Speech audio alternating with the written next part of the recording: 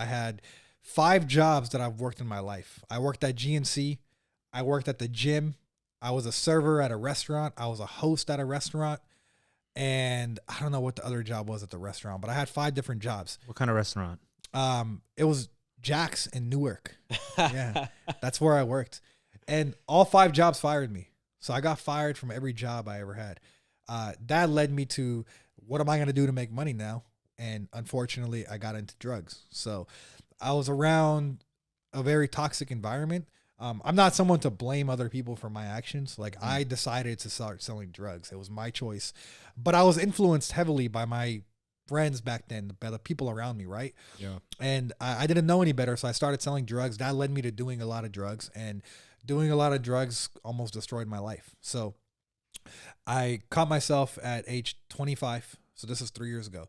25 years old, and I'm back in my parents' living room. They didn't have a room for me no more, right? So I'm in their living room, sleeping on a bed in their living room with like a sheet as a door.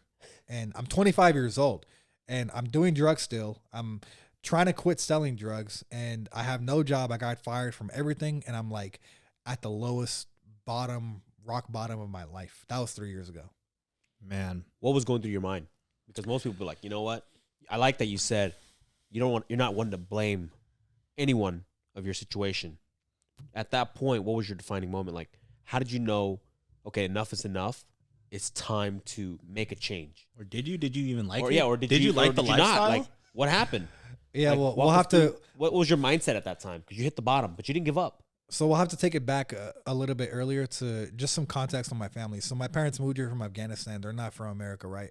And my mom, she's a house mom. She doesn't work. My dad basically was the sole provider for the house, for the income.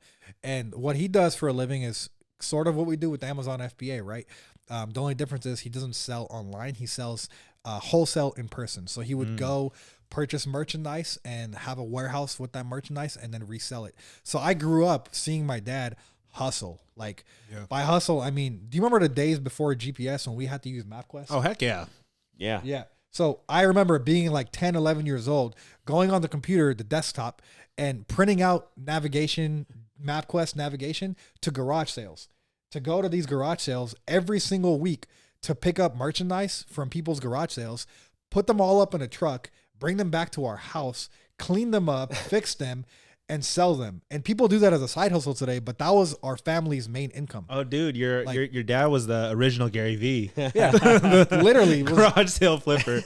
A garage sale flipper. That's literally what he did. And we grew up with that. So we were very low income. Like, I didn't, we had one regular car that we had, and that was for the entire family growing up. So I never had luxuries and all that, but my dad still somehow, some way, right, without being born here, no education, he still gave me more of a life than most people that I grew up with. I was 16 when I got my first car. It was a BMW.